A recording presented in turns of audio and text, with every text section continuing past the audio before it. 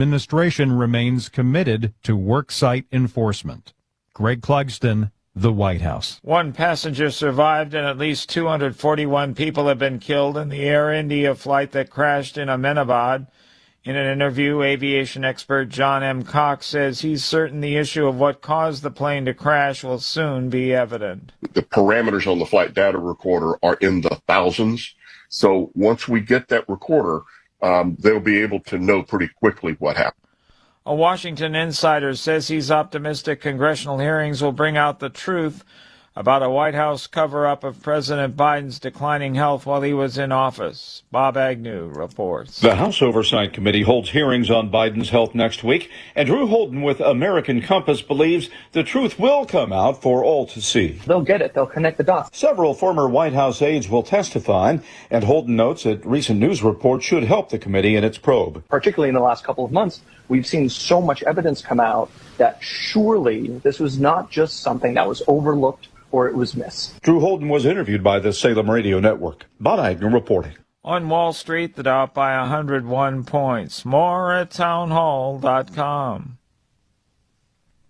If you're living with pain, see how Relief Factor can help. I'm an artist, and I'm in my studio. I listen to the radio all day, and I'm hearing the ads about Relief Factor. And I've got pain in my neck, and it's getting worse. And I'm thinking, well, I'm going to go ahead and order this. 2 weeks later, I've got much better range of motion. If you're experiencing pain at a certain point in life, I would get Relief Factor. Fight pain naturally with Relief Factor. Go to ReliefFactor.com and get your 3-week quick start today. Only $19.95.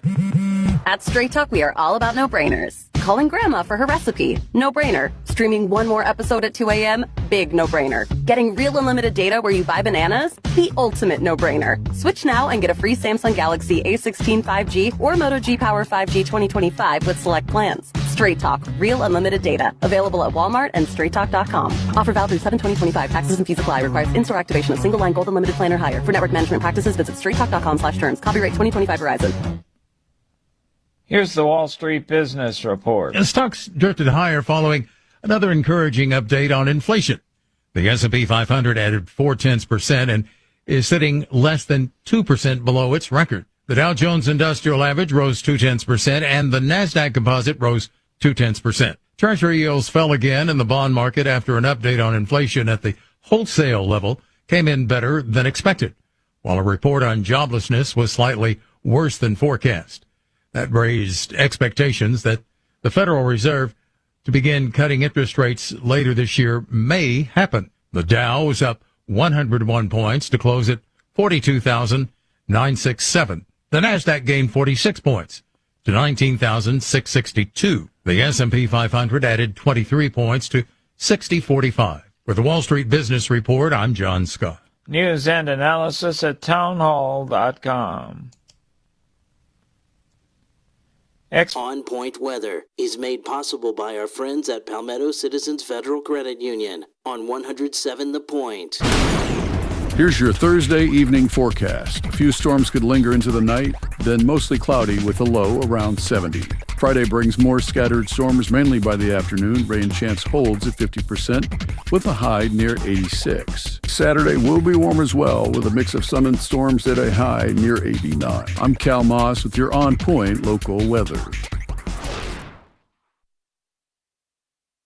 WQXL Columbia, W264DF. Grills, outdoor kitchens, fireplaces. Summer sizzle starts with Bart. This is 107 The Point.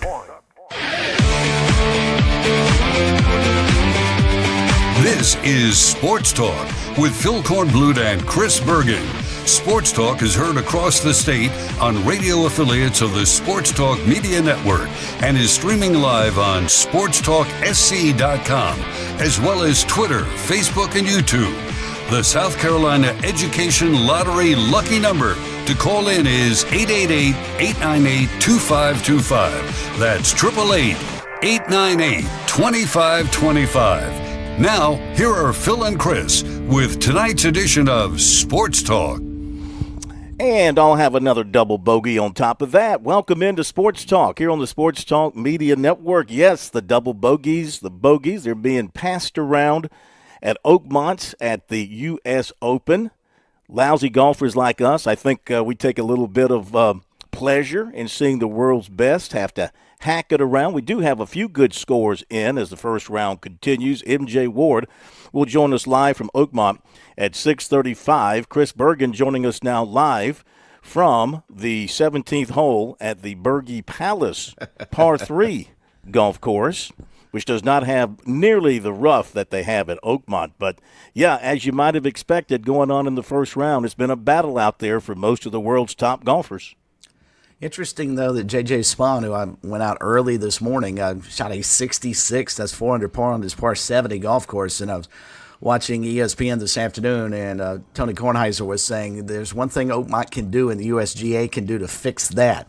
And probably if you see way too many guys, they've got 1, 2, 3, 4. Let's see, they've got tied for 7th. So they've got 14 guys under par right now.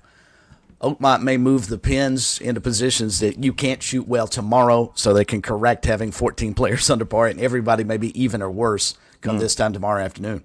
Well, the lead right now is 4 under by J.J. Spawn, as you mentioned, and he went out early today, so he took advantage of whatever kind of decent conditions there was.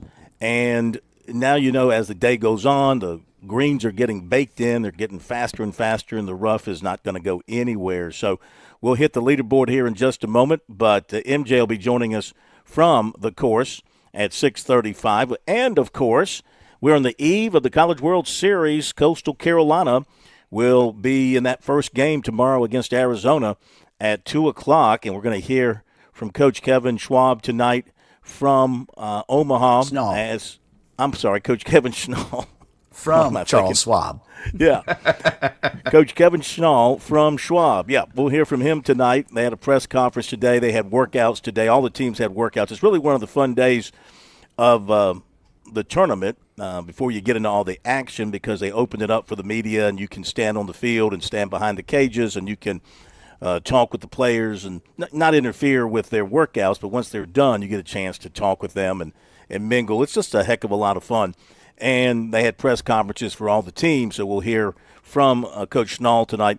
And at 7:35, a man who knows a thing or two about winning a College World Series championship, a national championship, Coach Gary Gilmore will join us from out in Omaha. He has gone out to be with the Chanticleers. And I tell you what, Chants have been all over social media, their social media department, their athletic department. They have been pumping this thing up. They're trying to, of course, show their love for their baseball team while at the same time promote their overall athletic department and try and spur, no pun intended there, the fundraising that can come from this when you have a successful team that's got a chance to play for in a tournament to lead to the national championship.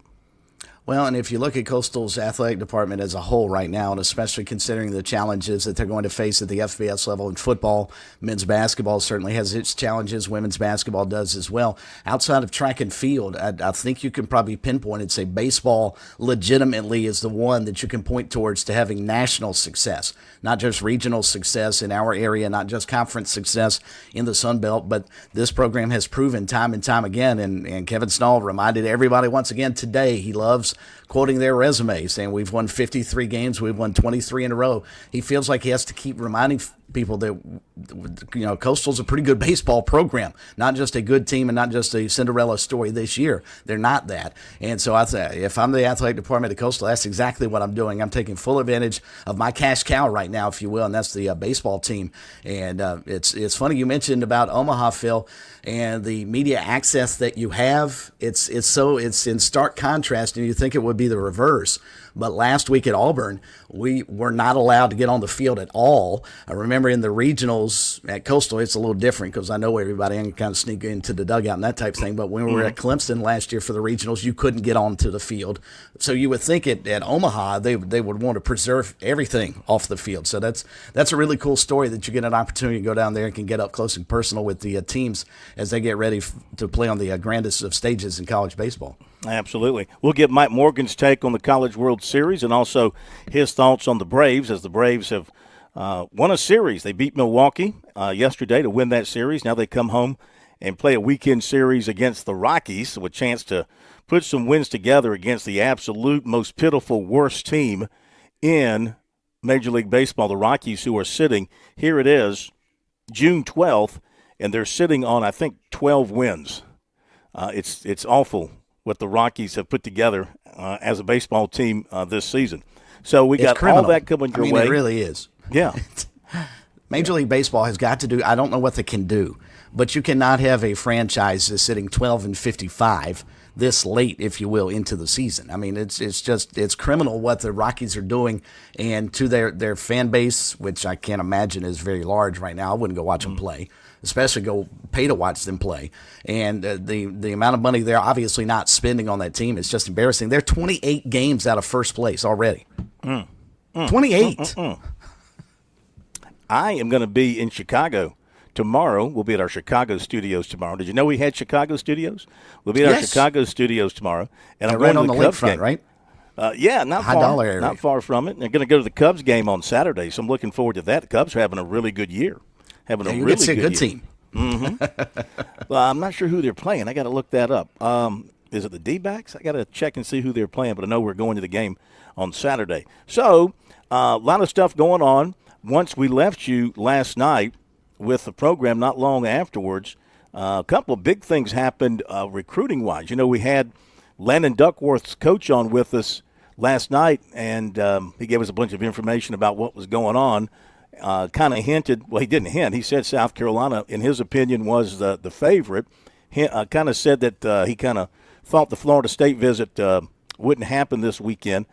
Kind of thought he was going to visit Ole Miss, but afterwards, not long after we left the air, a story came out on 3, and Duckworth is down to South Carolina and Auburn, and was supposed to go to Auburn today and stay through the weekend, according to a story on 3, that he'd be staying there through the weekend. So South Carolina, Auburn for him. South Carolina trying to sell him on the idea that Norris Sellers has probably got one more season, this season left in him at South Carolina, and then we'll move on, and you would have an excellent chance to come in and be QB1 at South Carolina if you were to choose to come to South Carolina. Of course, Auburn's going to make a strong pitch, and there's going to be the NIL element to add to that as well.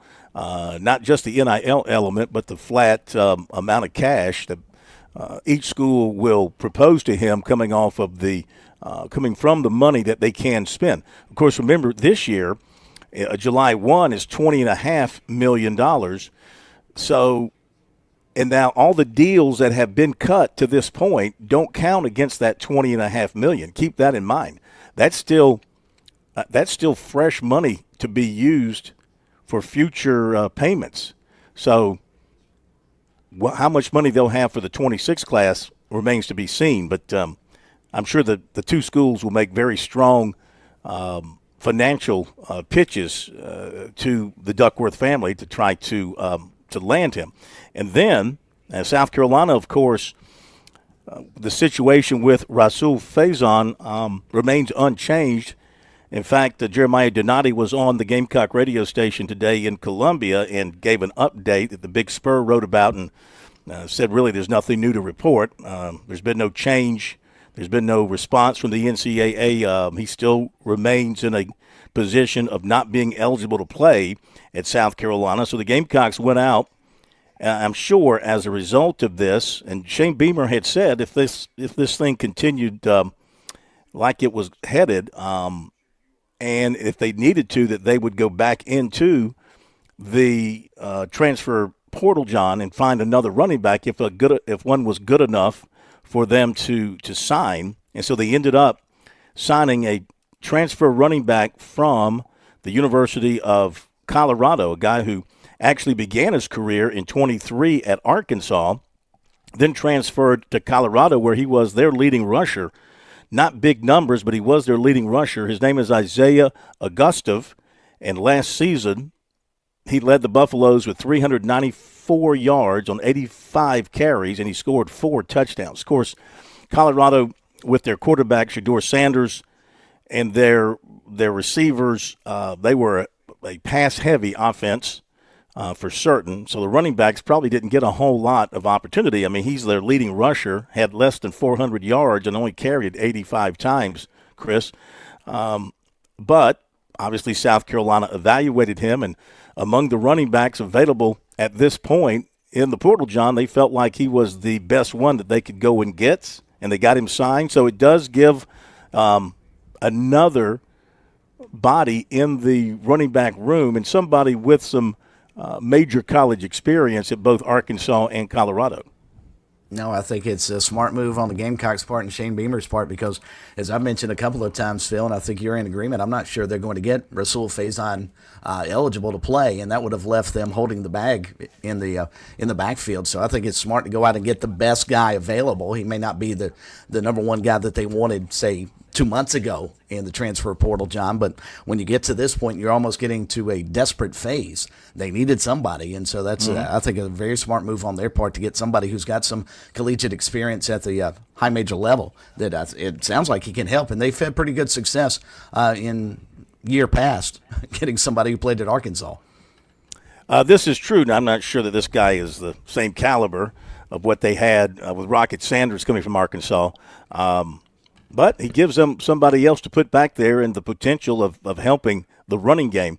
And another piece of news related to that is that Ziegler, the basketball player from Tennessee, who has been the lead figure of the athletes suing the NCAA, trying to get another year of eligibility, he's lost. Today, the judge who handled his case has ruled against him.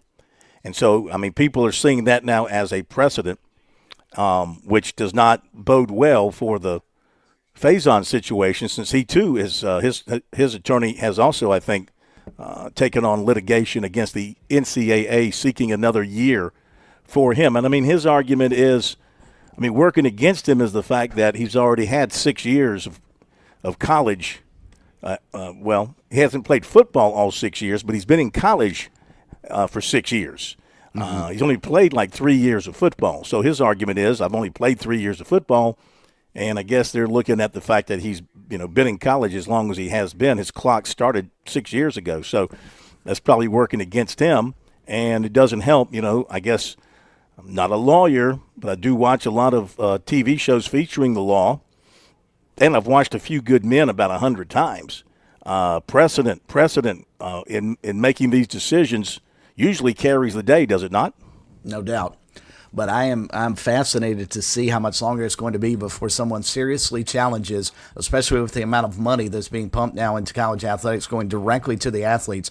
Someone seriously challenged that, that 5 years to play 4, or 6 years to play 4, any eligibility limits that are placed on you. As long as I can go to college and take classes and continue to work towards a second, third, fourth degree.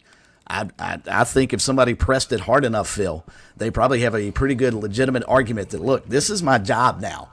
I'm a professional football player in college. Why do I have to stop playing after 4 years? Why can't I continue to play 5, 6, 7, 8 years? I'm making really good money. You are hampering my ability to make money based on my athletic and my professional skills. How can you possibly set this up? And I think sooner or later somebody's going to break through and challenge that rule, and it's going to have to go away, because I don't know the good argument against that now. Yeah, you make sense. You make sense with that. Again, I really wonder, too, about any restrictions that are put on the athlete's ability to make money now that we move forward with this thing. We talk about this clearinghouse that's going to have to approve any NIL deal of $600 or more, and will rule on whether or not that particular deal is legit, and if that particular athlete has the legit marketplace value. So, some guy goes out with his agent and they're able to wrangle a deal of, I don't know, $15,000, $20,000, let's say. The clearinghouse says, no. We see your value at about $1,000. Where's that going to go? All of a sudden now what you're getting back to are some of the restraints that the NCAA had in place that got shot down at every turn. So I think there's going to be a lot of lawyers billing a lot of hours here over the next few years and making a lot of money as these athletes go to court to try to keep their freedom. Right now they've had unbridled freedom. That supposedly ends on July 1. And you've already sort of spoiled everybody. Everybody's sort of been spoiled. It's been a free-for-all out there. And all of a sudden now you're going to pull back on the reins and say you can't do this and you're not going to make this kind of money. That's why so many of these deals now are front-loaded. They're trying to get it all done before it all has to go before the clearinghouse. But now if I understand what's happened, the rules that have been put into place, I do believe now that deals that are made through the NIL process now still at this point have to go before the clearinghouse. I think the deals that you're making, like out of your $20.5 million, the straight pay to the players, I think you're still free to make those payments as you see fit as an organization. So, still trying to get my hands fully around all the various rules that are going to be in place to govern this new situation. Well, I'm going to throw another monkey wrench in there. Let's take Cooper Flagg, for instance. I think we can all realize he's worth millions of dollars as a basketball player at Duke. If he went to, say, Wofford, took them to a national championship, is his value increased by what he was able to do at a lower level? I mean, because is his value going to be based solely off what they believe he is as an individual, not based on the success of the program? That's a good question. I mean, how do you determine the market value for somebody like that? If you're a big fish in a small pond, if you're Cooper Flagg playing at a Southern Conference team and you just dominate that league, you score 35 points a game, you grab 20 rebounds, and your team goes undefeated, wins 6 games in the NCAA tournament, and wins the national championship based solely on your ability, aren't you more valuable than you would have been at Duke, surrounded by 3 or 4 other great players? Yep. Here's another note from the Zakai Ziegler's case. And that is, he was seeking a preliminary injunction. That was denied. However, the court ruled against the NCAA in that it held the 4 seasons of competition rule and other eligibility rules are subject to antitrust law. So, I mean, I don't know enough about it. If that's the case, why did they rule against Ziegler, who was seeking a 5th year? So I guess it was kind of a win and a loss for the NCAA if the court is saying that the 4 seasons of competition rule and other eligibility rules are subject to antitrust law. I don't really know what that means, to be honest with you, how that is applied. I also know today that you had people testifying in front of Congress on these very same issues, and reports coming out of that was that the Congress people, men, women, they're clueless on what they're asking and what they're trying to do here. And it's any congressional action trying to create guardrails and laws and help to clean this stuff all up seems to be way on down the road, that they are far removed from having a true grasp on what is going on here on the college scene. All right, so we go to the break here on Sports Talk, and we'll come back and update the leaderboard, start to take some phone calls. Phone number 888-898-2525, South Carolina Education Lottery lucky number to reach us here on Sports Talk. Make sure you get out and play the lottery and have fun with the lottery. When you have a few extra bucks, you might get that lucky ticket and leave with a lot more bucks in your pocket. We'll be back in just a moment. I'm State Treasurer Curtis Loftus. Whether it's becoming a teacher, dentist, or engineer, every child deserves the chance to chase their dreams. Investing in a child's education with Future Scholar, South Carolina's 529 College Savings Plan, can help turn those big dreams into next steps. So don't wait. You can start with any amount. Contributions are tax deductible and earnings grow tax-free. Discover the smart, easy way to save for college at futurescholar.com. I'm attorney Jim Corbett. I'm not a case manager.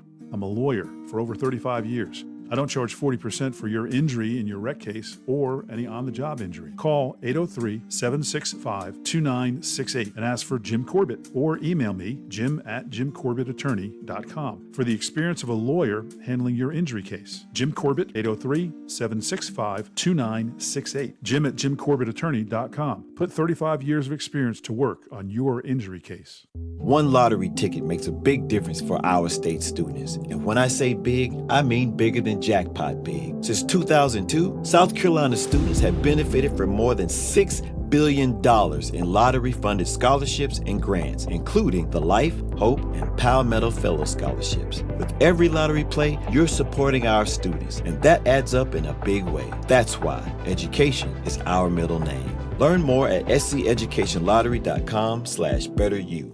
G3 here with Tsunami Bar Sports, and it's time for a fall preview. That's right, 720 Chris Drive, 378 and I-26, Frontage Road, where you can now preview the best technology for golf known to man. It's the Tsunami Bar. It's live weight. It's the only technology out where you get your tempo and flow going before you play. Now, it also serves as a pattern support tool. 720 Chris Drive, Frontage Road, 378 and I-26. You also can visit the Garage Gym Pro Shop. Pick up your tools, take them home, and while you're here, tour the Scramble Course 6-hole pitch and putt right now.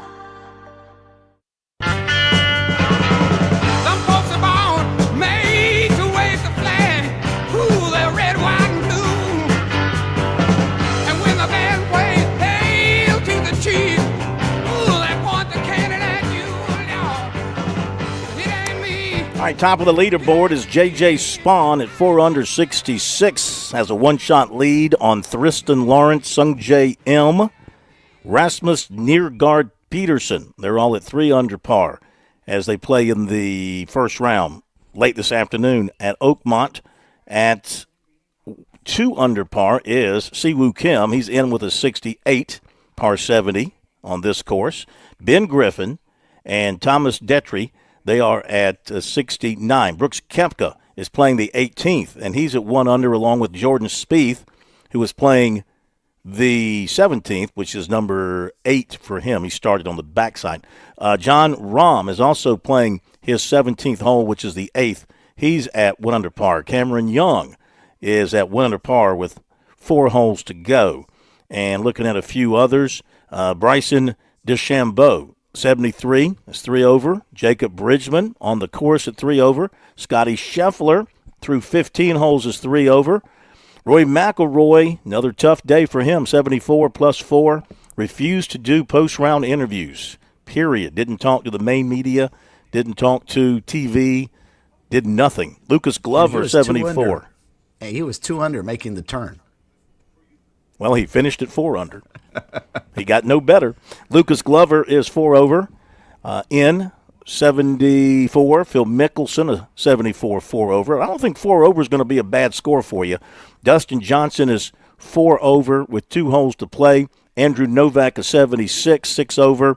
Justin Thomas is 6 over playing the last. And Brian Campbell, a 79 for him.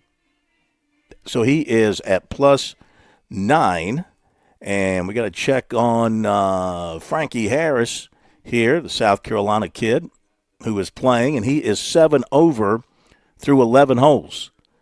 So Frankie Harris is tied for 124th, finding out just how tough Oakmont is. 7 over through 11 holes.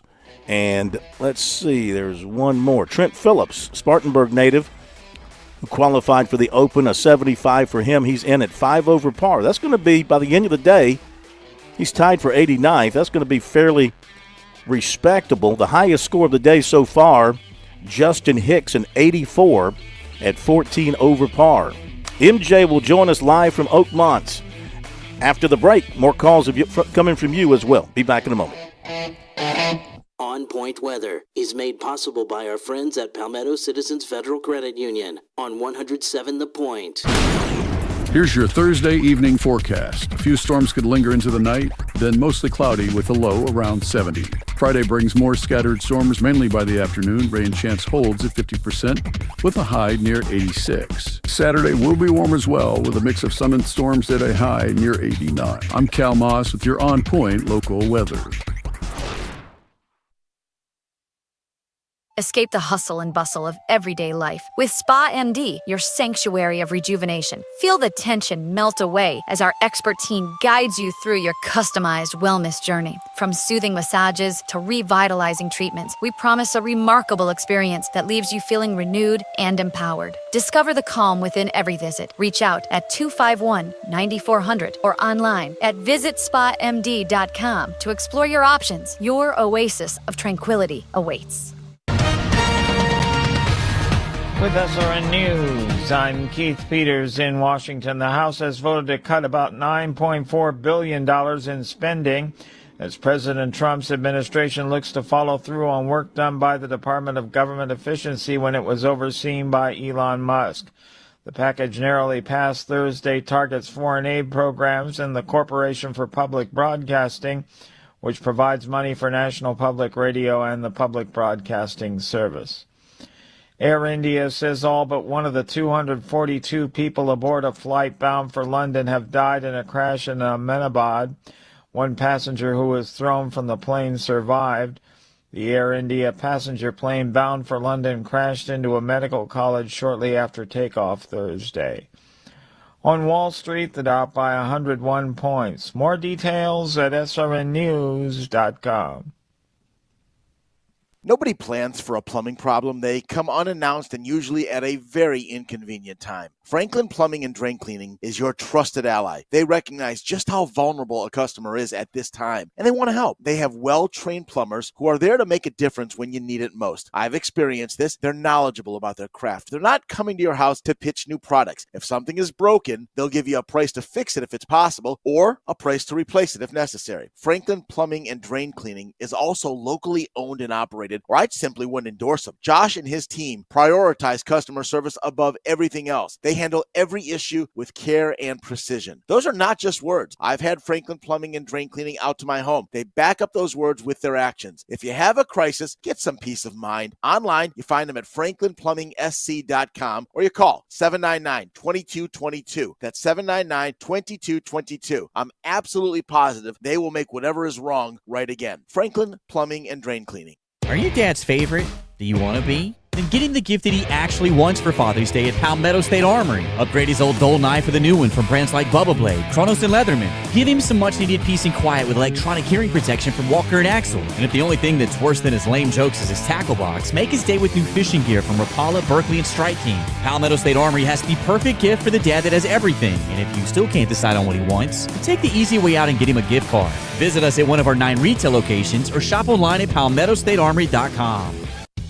Relax. Your banking should be easy. You'll love our free checking account with e-statements from Founders Federal Credit Union. You get everything you need. No monthly fees, no stress. Founders Online makes it easy to securely and seamlessly switch your direct deposit in minutes. It uses the latest in online encryption technology to gather and store your switch information. Additionally, Founders adheres to the highest industry standards to keep your personal information safe. Still waiting to switch? No worries. Apply today for an account and enjoy your secure, convenient banking with Founders. Already have an account? Founders Online lets you transfer your direct deposit in just a few clicks. Let Founders be your trusted financial partner. Visit one of our convenient locations or go to foundersfcu.com/checking to get started today. Federally insured by the NCUA. Membership qualification required. Terms and conditions apply. It's painting season in the Midlands, and Southern Palmetto Painting and Renovation sets the tone for inspired living. Watch your home change from ordinary to outstanding with colors that liven every wall and craftsmanship you can trust. Michael and his team are fully licensed, bonded, and insured. They care for every detail inside and out of your home. Let's give your home the style and care it deserves. Call 922-5615. Southern Palmetto Painting and Renovations, where every project reflects pride.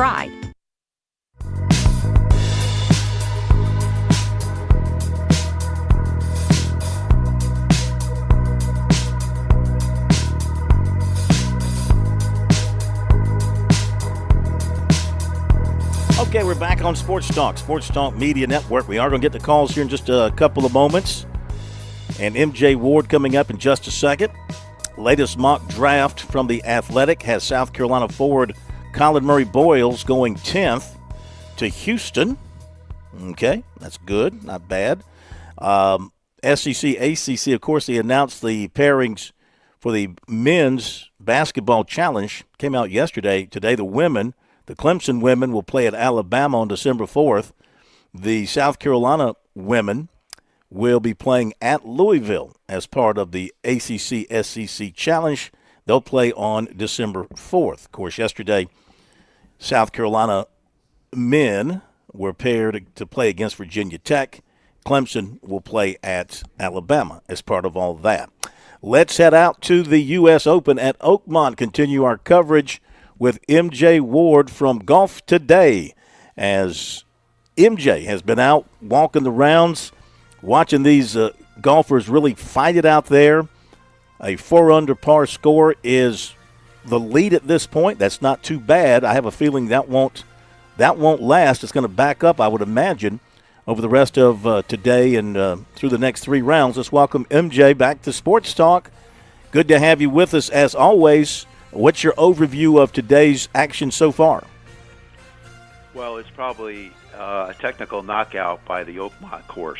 I mean, it really, if you look at the scores, Phil, there's roughly about 13, 14 players that are, likely under par.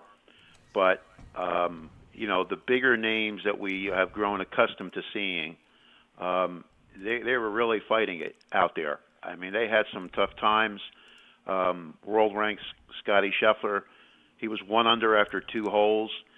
And, then his game just went into a different place. And, usually Scotty is very adept at bogey avoidance. But when you get into the wrong position, and I said this last night, if you get into the wrong positions, you're going to have to realize that you have to take your medicine. You have to then hope that maybe your putter will bail you out. But, you can't follow a bad shot with a dumb shot. And from the people that I saw playing today, there was a lot of dumb shots that were played. I don't know if they really, some of these guys really comprehend the reputation of Oakmont is not just a talking point, it's a reality. And a lot of guys found out today what that reality is. But, like anything else, Phil, it's 1 round. There's always a lot of golf left, certainly in the U.S. Open. In past U.S. Opens, people have come from behind. Johnny Miller is the classic one, 7 shots back. Larry Nelson won in '83. He was 7 shots back after 2 rounds. So, there's a lot of situations that can happen here. I think the good news, if anybody's a Scheffler fan, is that if he can somehow get into the house at best, say 73, he'll be going out in the morning wave tomorrow.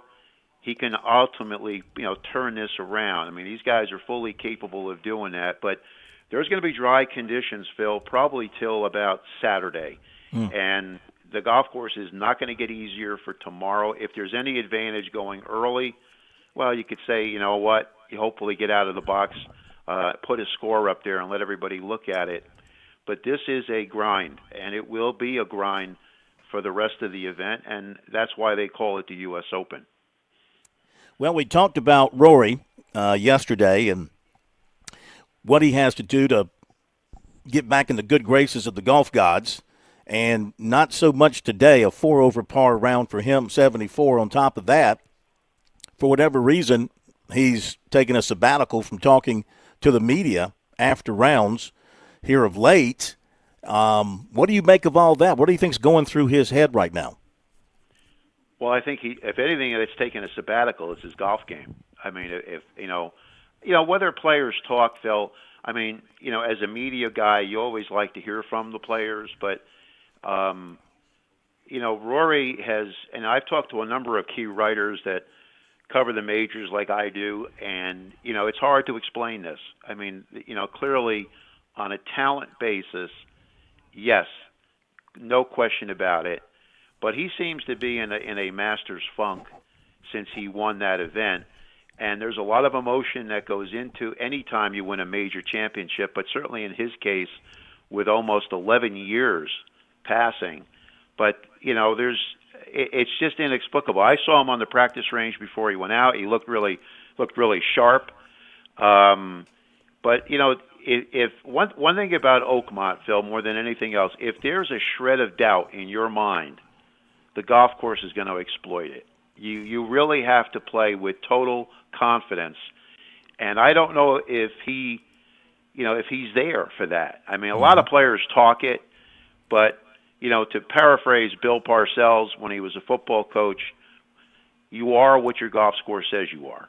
And, a 74, it doesn't put him out of it. I don't want to, make it sound like that Rory's packing his bags like he did in Canada last week at the Canadian Open. But, he's going to have to play, solid golf, get the ball in play. And it's really nothing more than that, Phil. I mean, a lot of times in U.S. Opens, it's not how many great shots that you hit. It's how many poor ones you can avoid. And I think that's going to be the test case, not just for Rory, but, for Scotty, for a number of these players. And, you're playing a golf course with a fine line between, say, a bogey to a double or triple bogey is not that far apart. This is not like your traditional PGA Tour site. This course has been groomed for 5 years, or more for this particular week, and it is playing the way a U.S. Open golf course should play. Well, in particular, we're talking to MJ from the U.S. Open. So thus far today, the 9th hole is playing as the hardest hole on the course, and average score there is 4.5 for a par 4, 4.579. So only 5 birdies, 14 double bogeys, number 9 in particular. What do you know there that's making it so difficult on the golfers? Well, I mean, for those who are somewhat, understanding of past history, the 9th hole climbs upwards from the tee right in front of the clubhouse. The 9th green, Phil, actually shares a part of the practice putting green. So you do have players practicing on the very back end of the actual 9th green. They're connected together. They're all one. It's one large putting surface. But it plays uphill. There is a ditch. If anybody was watching play today, you saw Scheffler go into one of those ditches, and he just basically could only wedge out from where he was. The difficulty what comes with this, Phil, is where the pin was placed today in the front left. If you don't hit it far enough up to the hole, you're going to come back off the front, and that's what happened with Scotty there. He was fortunate, Phil, to get out of the hole with just a bogey. Other players were not so lucky. And where that pin placement is, the hole used to play as a par 5, and the USGA changed that. If I recall correctly, I believe it changed at the 2006 championship, and it's remained a par 4. Oakmont traditionally is a par 71. This week the course plays as a par 70. So it's a premium on getting the ball in play, but the hole is not over by any means because of the way the green is. And today's pin placement was extremely demanding. There was an effective area, Phil, where you needed to land the ball on your approach shot, and if you didn't get into that little area, then you were going to be facing some real challenges getting the ball close to the hole. But, Phil, this is not unique. Oakmont has a number of holes, and as I was discussing with some of the writers today, there's only so many birdie opportunities that you have out there, Phil. You're going to have some really solid play, and your iron game and approach play, you can't be leaving yourself 40, 50-foot putts on these type of greens because inevitably you're going to 3-putt. And a lot of guys did that on the 9th, and they'll probably do it on a number of holes out there for the balance of the championship. So patience is the key, Phil. That's what's going to be the determining factor at a U.S. Open, and mentally you have to stay sharp out there to avoid letting your guard down even for a second. This course has serious bite, and if you're out of position, it will bite and bite hard. Did you see anybody fall apart in the pew bunker out there on what? It's the pew bunker is on what, 3 and 4? It's on 3. Yeah, there's 2 of them on the golf course. There's one that splits the 3rd and 4th holes. It's in the fairway zone on the left on both holes, and there's one on 15. There were players that went in, and then, you just have to take your medicine, Phil, because you can get real funky lies where the ball is not level to your feet. It could be sitting in the grass. It could be up against the pew. And if that's the case, you're basically your only alternative is to just wedge out sideways. So, a lot of players are really cognizant of staying away from that. But one of the challenges at the third hole, Phil, it's been lengthened for this year's championship, and they've also added a pew, so that there's 13 altogether. How lucky can you be? Lucky 13 on the church pews have been added. So, you really have to be cognizant of certain positions that will never be in a good spot for you. And when the pin is placed up front on number 3, there's a major false front there. And if you're short by just a little bit, you could actually come 40, 50 yards back down the hill that's in front of the green. So, there's a lot of minefields out here. And, you have to know how to tiptoe yourself so that you don't step on one and basically, blow yourself up. And that can happen on any number of these holes if you're in the wrong spot. Absolutely. Last thing, we'll let you go as we go into round 2. Will they make it any more difficult overnight with anything they do with the course, with the pin placements tomorrow? How do you think it'll play tomorrow? I think the USGA, I can't speak for them, but I would say from, what has happened in past Opens I've been at, this is what you'd like to see the championship be about. We've had dry weather here now in Pittsburgh, so it'll continue for at least through Friday's round. I would dare say, Phil, this could be, a situation in which you've got to hang near the lead. Things may get better on the weekend if we get some rain. That means, obviously, the greens will hold a little bit better. They may not putt as fast, but they'll still putt fast. And you may be able to put the ball in better spots off the tee position. But, this is a U.S. Open. Anybody who's thinking about holding that trophy had better get their act together, because this is one course that's not going to back away. To borrow the expression, Phil, that Roy Scheider said when he first saw the shark in Jaws, we're going to need a bigger boat. And you're going to need a bigger golf game out here. Yeah. This is a man-sized golf course. It was created for that reason by the phone's father and son. And the USGA, I think, has gotten this 100% right, the way the golf course is playing. J.J. Spawn did well. He shot 6 under. But, it's not going to yield anything unless you have exceptional play. But I will be curious to see how the better players react tomorrow. And the main attention is going to be on world number 1, Scottie Scheffler. Can he get back to, say, maybe 1 over, even par, something like that? If he's in that position, Phil, I can guarantee you there'll be a lot of shoulders that will be looking over their shoulders to see where he's at, because they know he's fully capable of playing that kind of precision golf for the balance of the championship. And that may be something that only a handful of players will have that capacity with 2 rounds and change to go as they're just wrapping up play now. All right, MJ, thank you so much. Great stuff. We'll talk to you tomorrow, same time, same location there at Oakmont. And you have yourself a great night. Thank you, Phil, and we'll talk to you then. Take care. Thank you. MJ Ward, Golf Today, with us here. And yes, Spawn had a clean card. He had a par. He went out on he started on 10, so he made the turn at 4 under, and then coming in, playing the front side as his final 9, he parred his way all the way back in. So nice clean card for Spawn. I'm willing to bet it won't be that clean tomorrow, guys, as we go into round number 2, and he's going to play in the latter part of the day tomorrow. Keep an eye on a former champion who's up on the leaderboard, Brooks Koepka. Yep. 2 under, 68 for him. He's sneaking. That's not sneaking up on anybody, but he just seems to always be good at the U.S. Open. Well, and he had 2 bogeys today, but he also had an eagle that he threw in there to compensate for that. Yeah, Koepka knows how to get around the U.S. Open golf course, but I can tell you right now, if J.J. Spawn goes through the next 3 rounds without a bogey, there's your champion. Yeah, absolutely. All right, to the break we go, and then we'll hit up some phone calls, 888-898-2525. South Carolina Education Lottery lucky number for you to reach us here on Sports Talk. Mike Morgan coming up after the top of the hour break. We're going to hear from Coach Kevin Schnall out at the CWS, Gary Gilmore as well. We got recruiting for you, and who knows what else we'll throw at you tonight. Anybody looking for a roommate for their freshman year in college, by the way? We'll be back.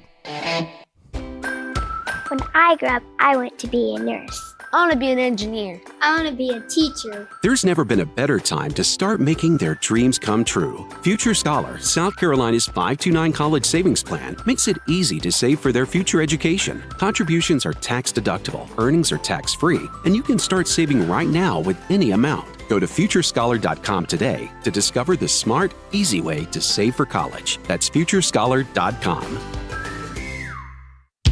You're listening to Sports Talk on the Sports Talk Media Network.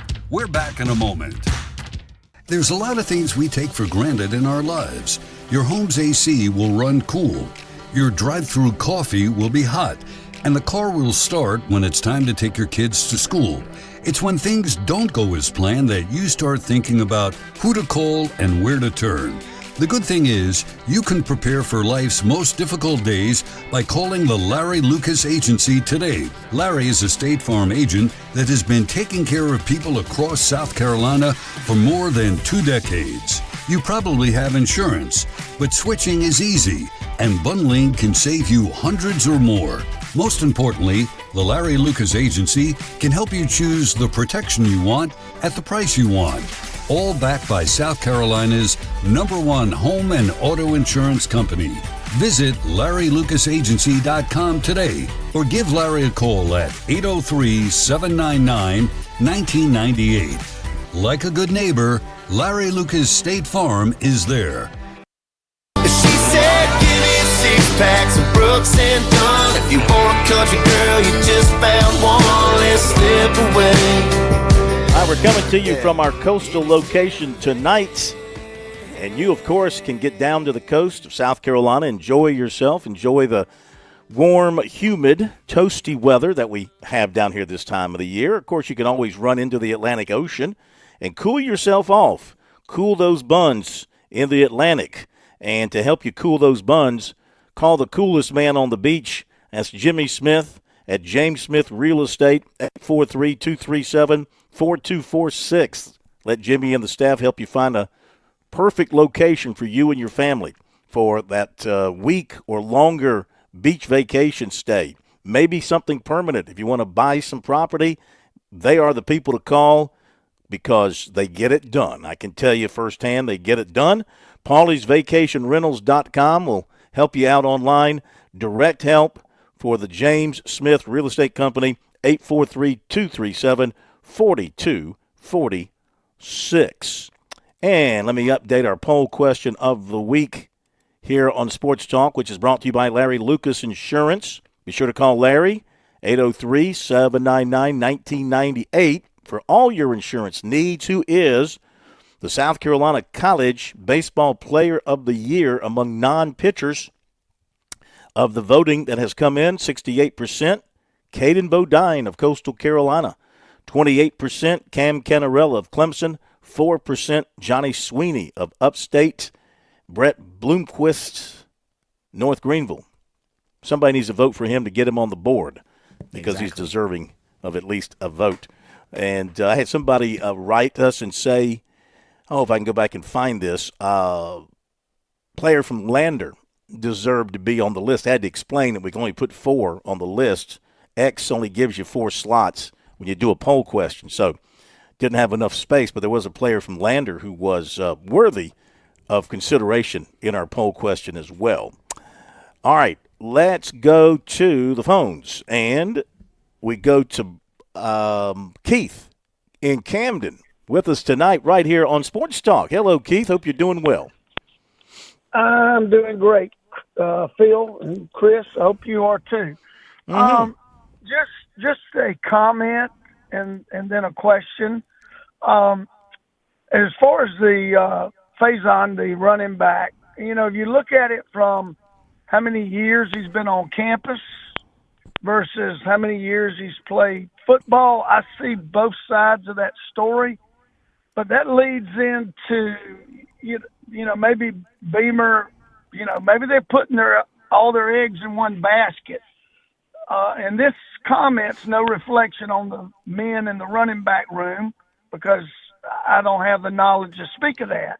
But it seems that that's been an area that we've come up short in recruiting. I may be wrong, but comment on the overall state of the running back room. And I see this young man coming from Arkansas, nothing, really jumps off the table and you go, yippee, but there again, that's not a fair assessment of the young man. So that's my question tonight. Love the show. Y'all have a good evening.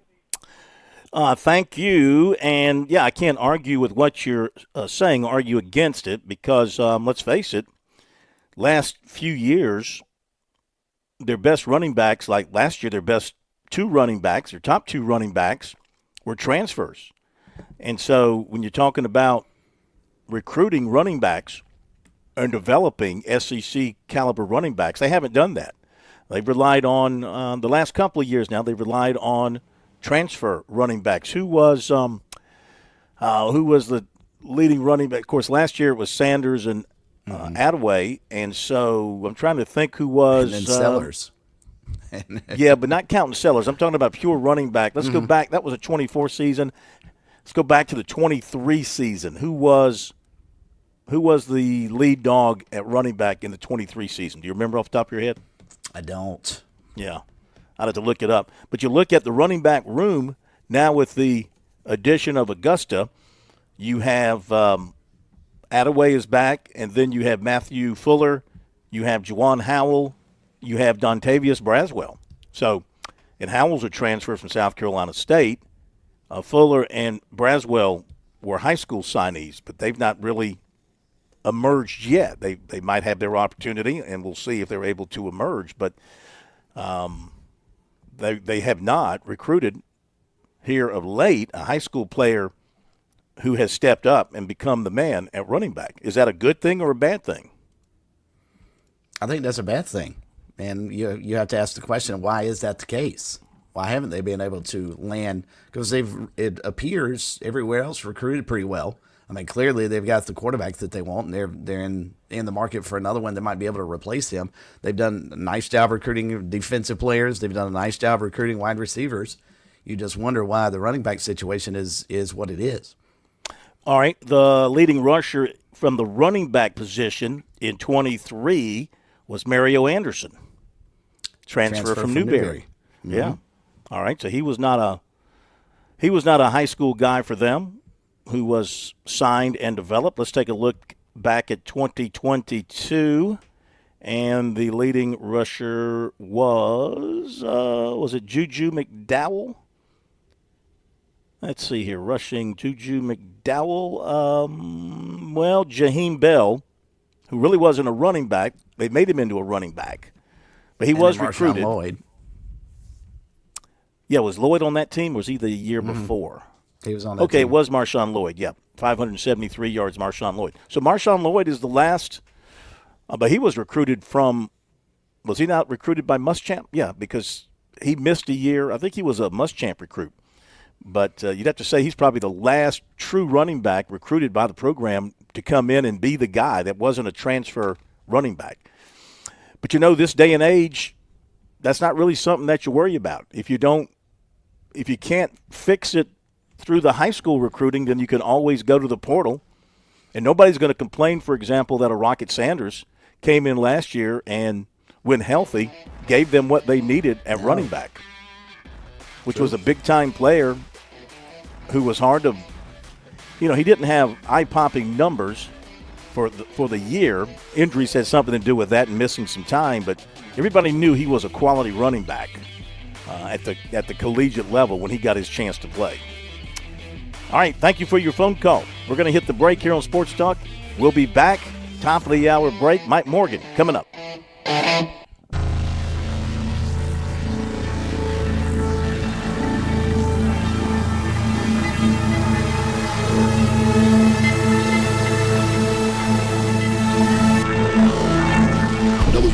WQXL Columbia, W264DF. Grills, outdoor kitchens, fireplaces. Summer sizzle starts with Bart. This is 107 The Point.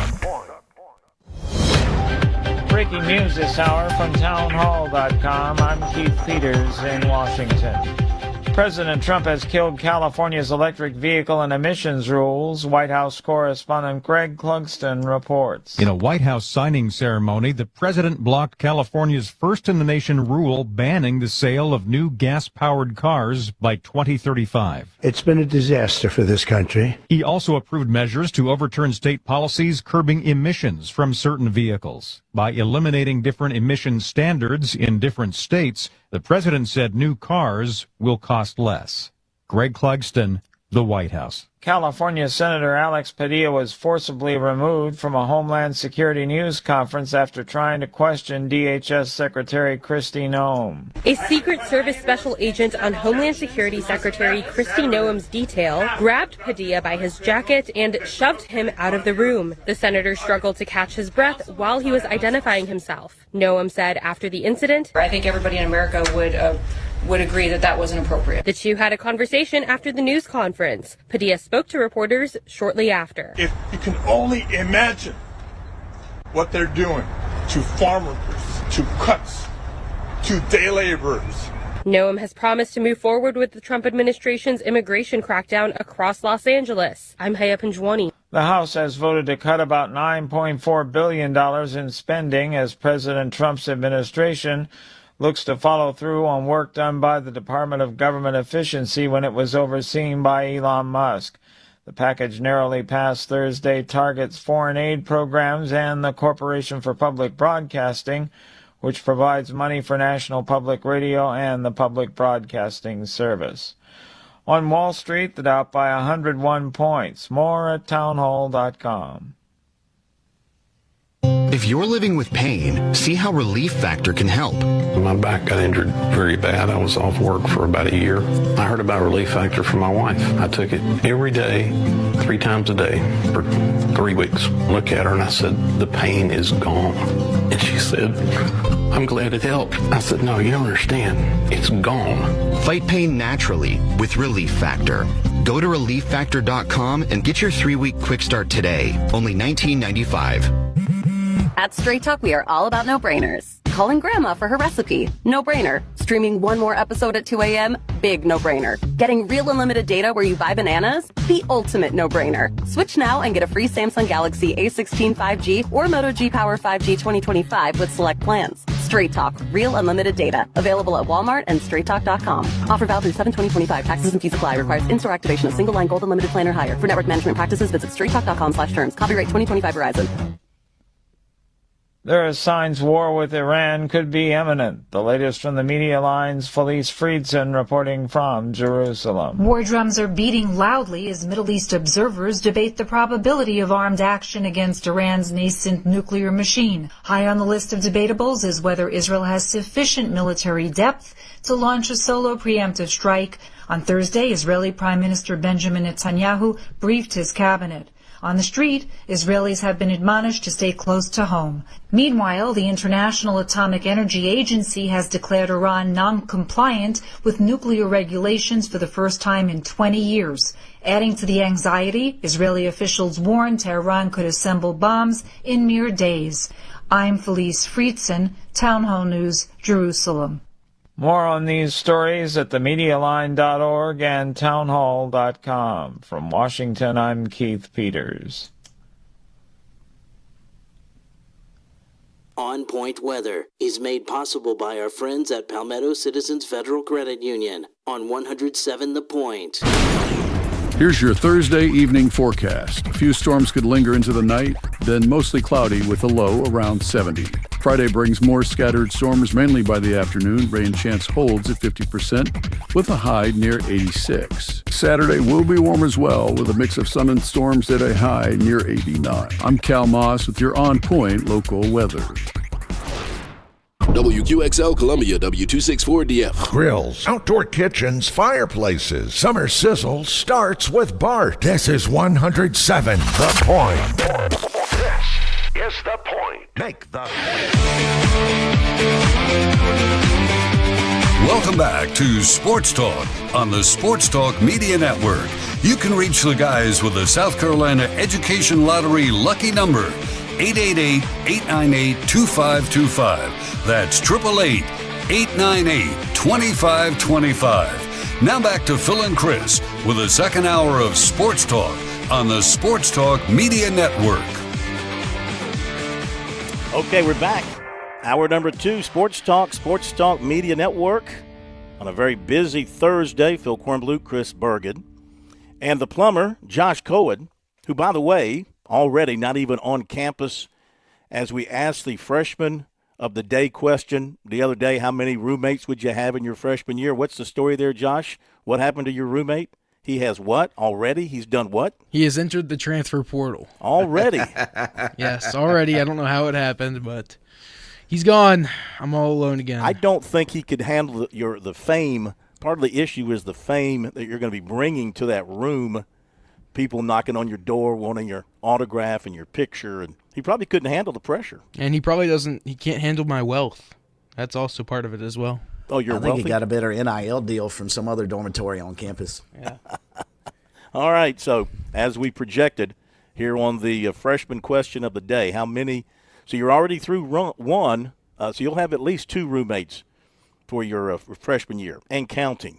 Does that deserve a flush? That's my question. That's Absolutely. up to you. You're the plumber. You're going to say your roommates in the portal, John. All right, J.J. Spahn, a 66. Thriston Lawrence is in at 67. That's 3 under. Rasmus Neergaard Peterson, he's on the course at 3 under. A few holes to play. Siwoo Kim, 68, 2 under par. And Brooks Koepka, 68, 2 under par. Sung J. M is on the course at 2 under. And then at 1 under, Ben Griffin, Thomas Detry, John Rahm, Cameron Young, Trevor Cohn, and James Nicholas. They're on the course at 1 under par. As play continues, day 1, U.S. Open, Oakmont. Okay, let's go to somebody who, if he happened to step on the course at Oakmont, would probably shoot 140, I would say, because I think he would lose many a ball in that rough at Oakmont, as we all would. Nothing to be ashamed of there. It's just the fact of where our golf games live today. He is Mike Morgan. Morgan on the Move here on Sports Talk, brought to you by Play It Again Sports, located in Harbison. That's out in the St. Andrews area, by the way. Chris Mosley runs the best sporting goods shop in the Palmetto State with all the things you'll want to buy, sell, or trade. Like a roommate. Maybe you want to trade in a roommate and find a new roommate.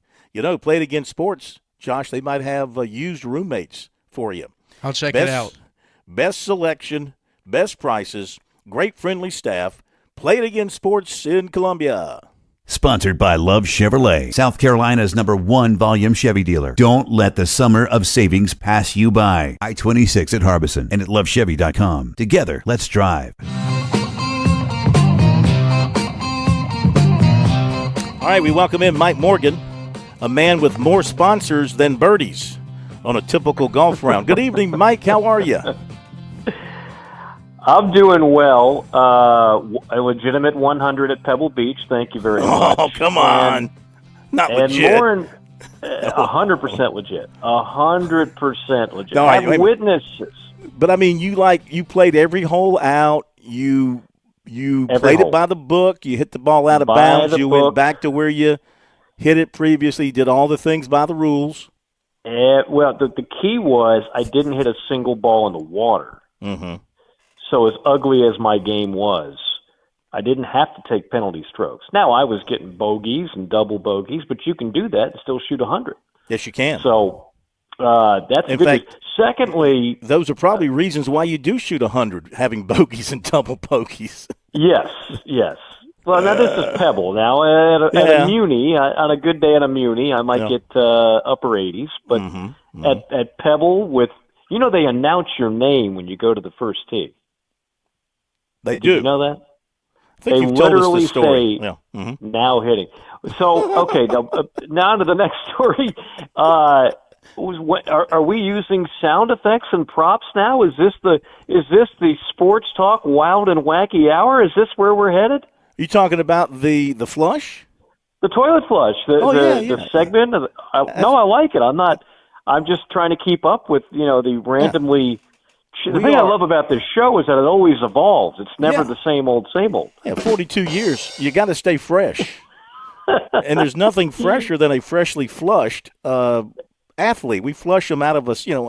When a player transfers, we call it the portal John. He's flushing his way out of the program, the system that he's in, and so we flush him. We help him flush his way on out of the system to another location. It. Yeah. And I love the nickname, the plumber. That is second to none. So is Chris in Omaha doing the show from his radio booth? But where are you, Bergie? Actually, nope. Mike, I'm not there. I didn't get to go, so I am here in Florence, just doing the same old, same old. Well, wait a minute. I'm confused. Are you not the voice of the Chanticleers? For football and men's basketball, I am just a part-timer, jump on the bandwagon for baseball during the tournament. So who is there for baseball? Joe Katz handles baseball for us. Okay.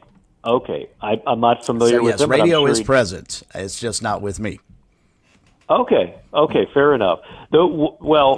I hate that you are not able to experience that, first off, but what made me think of that was, in addition to it, I'm sure you guys have learned Phil Kornblut never picks up a check during the meal.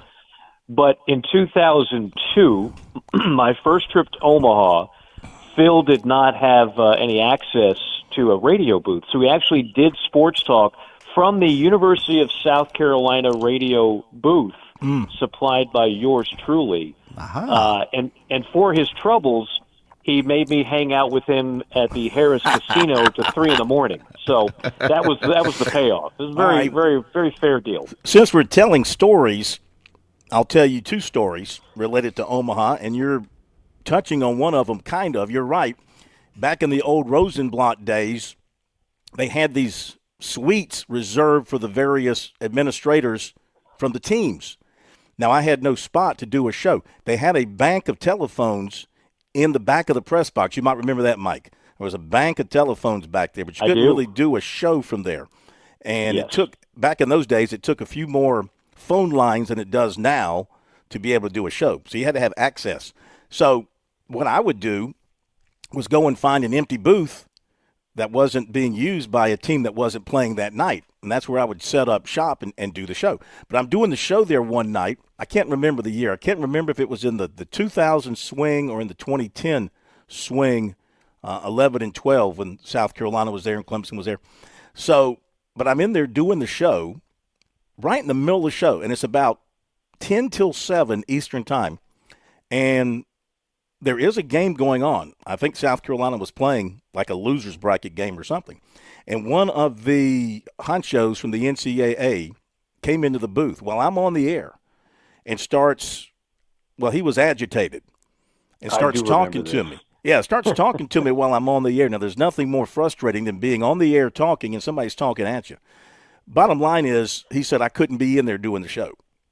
Right. And I was like, why not? And he said, blah, blah, blah, blah, NCAA rules and contracts and blah, blah, blah, blah, blah, blah, blah. And he gave me, 5 minutes to pack up and get out. Yeah, he was ready to throw me out. And I said on the show, I can't remember, I think it might have been Teddy was the co-host, Teddy Hefner. And I said, Teddy, I got to pack up and leave. I referred to him as the NCAA Gestapo. I said, the NCAA Gestapo is making me leave the booth. And we had a nice heated discussion afterwards about my inability because of their rules and lack of space to be able to do my job. And that led, believe it or not, something positive came out of it. That led to the creation of Radio Row the next year. So they had a place the next year for radio shows to do their shows. Now, you might think that's a great thing, and on the one hand it was. The negative part of that was Radio Row was a group of tents set out in the parking lot beyond the center field wall where you couldn't hear or see anything going on inside the stadium. In the heat of the day, it made it the most miserable place on earth. But at least we had a location. They gave us phone lines. And as long as you didn't get flooded out when it rained like cats and dogs, as it does every afternoon in Omaha, and you didn't get electrocuted, you could survive. But Yeah, so I got tossed out of that particular game, that particular time for that reason. And then, of course, we have to share your incredible ability to walk into any casino and have a system, an incredible system for winning. Let's see, which game is it that you have the system for? Roulette. Russian roulette. Roulette, yeah. strictly betting the outside, not the numbers, not the inside, but the outside. And not Russian roulette, Phil. That's a different system altogether. Different you better game be darn altogether. sure. You better be darn sure on that one. Well, it was like Russian roulette with him. But Mike I sat there and watched one night. I don't know how much money you walked out of the casino with, but he had a system and he stuck to it. I won't force you to describe what your system was. I think you want to keep it to yourself for future use. Well, yeah. But it was pretty the book impressive. will be out in October. Yeah, it's pretty impressive the way you could just go in there and actually get the pit bosses to come walking around and keeping an eye on you, you know? They were like, who is this high roller ready to come out of here with $220? We can't have this. We're going to have to shut down if this guy's able to get away with this. The funny part of that story, just to end it, for 3 straight years, I went to that casino, won money, playing the same game, doing the same system. Mm-hmm. From that point forward, I never won money doing the same system at other casinos. I lost on a cruise ship. I lost at the Beau Rivage in Mississippi, and lost in Vegas.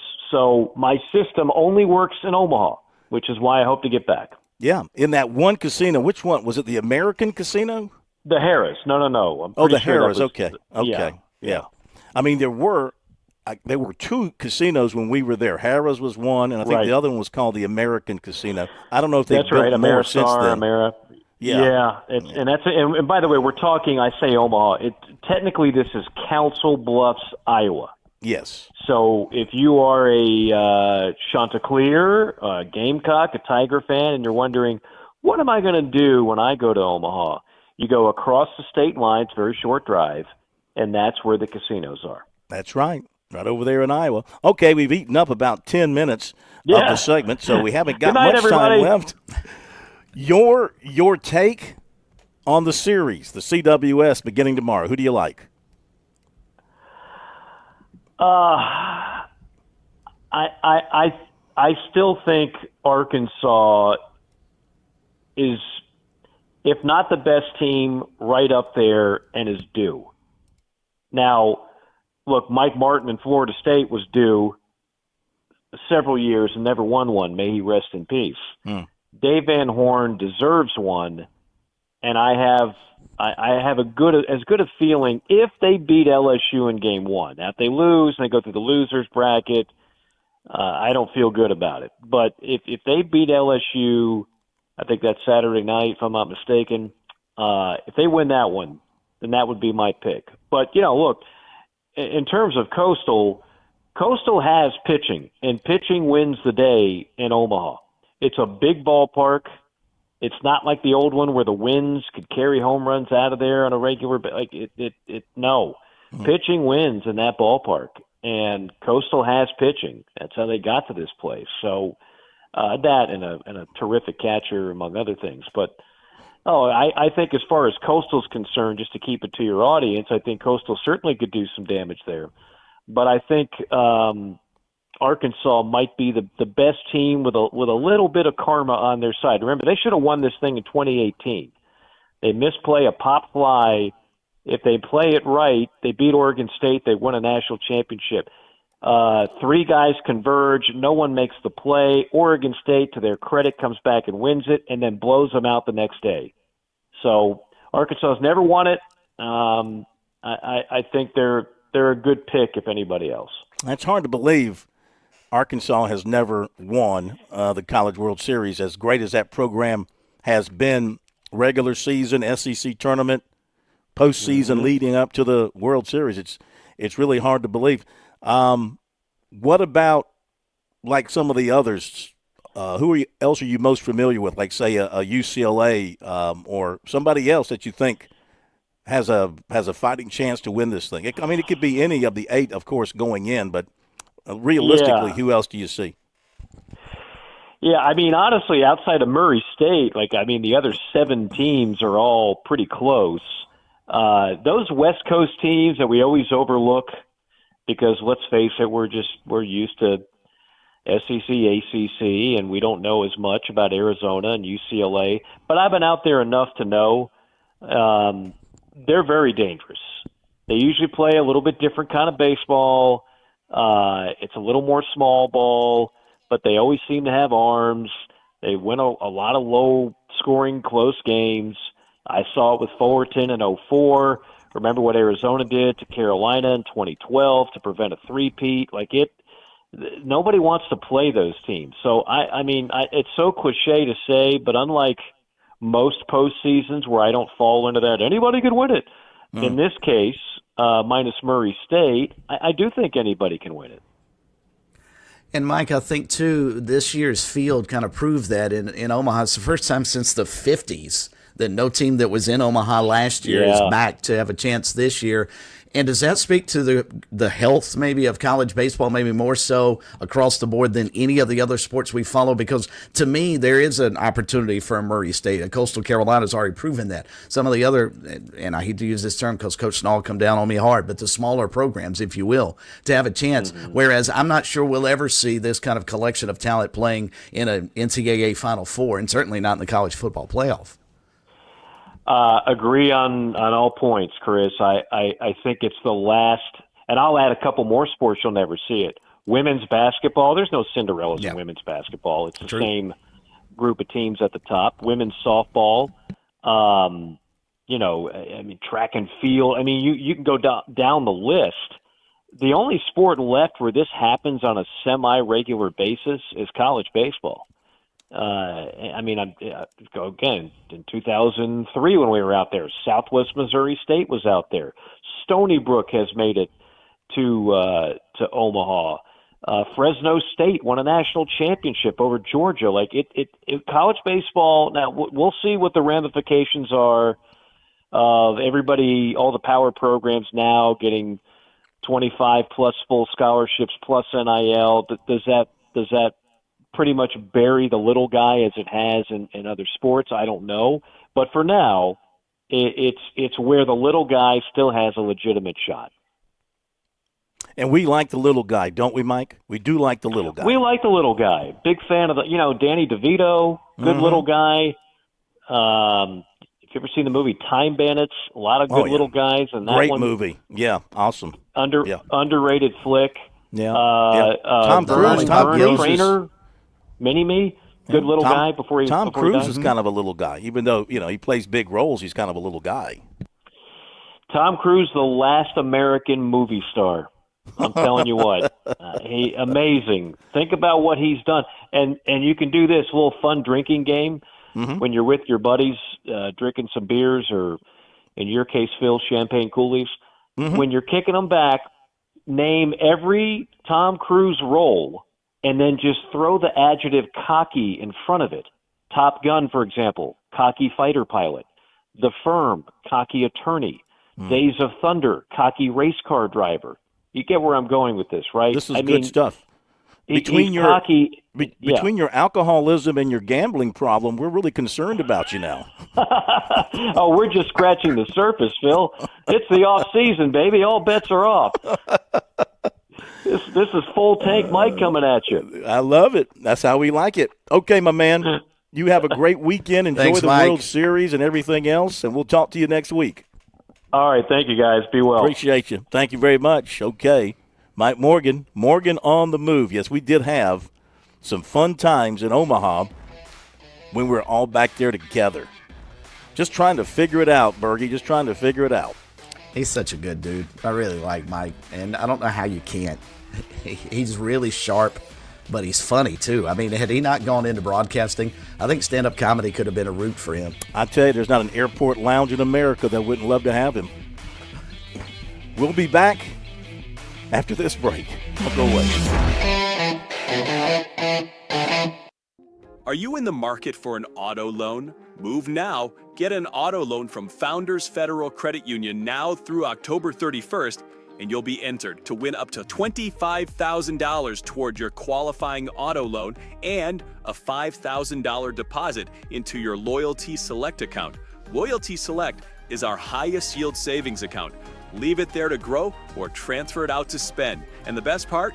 We'll be choosing monthly winners. So the earlier you get your auto loan, the more chances you have to win. So don't wait. Visit foundersfcu.com/auto to learn more or begin your auto loan application today. Not a Founders member yet? Visit us online or stop by an office to learn more about Founders and see if you qualify for membership. We have the financial tools you'll need and the personalized service you deserve. Relax, you're with Founders. Terms and conditions apply. Membership qualification required. Traveling can be the worst, especially when you can't find your favorite show. Well, don't worry, we've got the perfect way to keep up with everything happening in the Palmetto State when you're away from home. Just pull up the Chief Sports app on your mobile device and you can listen live to Sports Talk. All right, welcome in everybody. Sports Talk Media Network. So the next time you can't find us on one of our great radio affiliates, just log on to the Chief Sports app, the best way to stay connected with the Sports Talk Media Network. The Sports Talk Recruiting Report is sponsored by Seawell's Catering.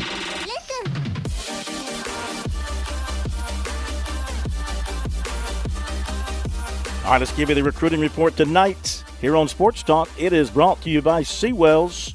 Hey, you get that special event coming up this summer. Why not let Seawell's take care of all your catering needs, all the planning and the execution and the cleanup? You just call Seawell's at 803-771-7385, and you get more information online at SeawellsCateringSC.com.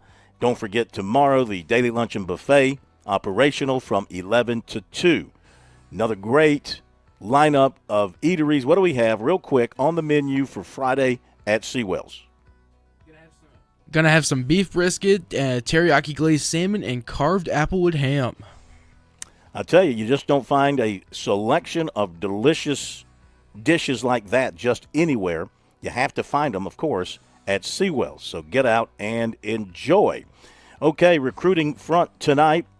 As we mentioned earlier, last night, South Carolina getting a commitment from Colorado transfer running back Isaiah Augustov. He is a native of Naples, Florida, began his career at Arkansas, and is transferring again. Augustov led Colorado last season, 394 yards rushing, and he scored 4 touchdowns. He is 6'2", 210, so he's got really good size. He also played at Arkansas in 23 and rushed for 202 yards and a touchdown as a true freshman. He becomes the 18th transfer from the portal taken by the Gamecocks. He gives them 44 newcomers on the 2025 roster. And Landon Duckworth, as you heard last night, the interview we had with his coach, and then following the show, word came out that he had told Hayes Fawcett of On3 he was down to South Carolina and Auburn, and On3 had a story that he was going to visit Auburn beginning today and through the weekend. So that becomes, of course, very critical for South Carolina's chances. The coach felt like South Carolina's the favorite. Maybe they are. We'll see if that can survive the weekend at Auburn. South Carolina down for an official on Monday from defensive tackle T. Ron Richardson of Hopewell, Virginia. His coach said in a story for 24/7 Sports he'll visit Penn State this weekend. He's been to Syracuse and Oklahoma and is supposedly at Maryland today, and he has Virginia Tech scheduled for June 20th. South Carolina commit safety Jazavian Currents visited Ohio State on Tuesday. South Carolina offered 2027 offensive tackle Ronald Moore, 6'5", 290 of Sewanee, Georgia. He was in for a camp on Wednesday. He's been to USC before, so they are familiar with one another. USC offered 2027 tackle Junior Saunders, 6'6", 270 of Woodbury Forest, Virginia.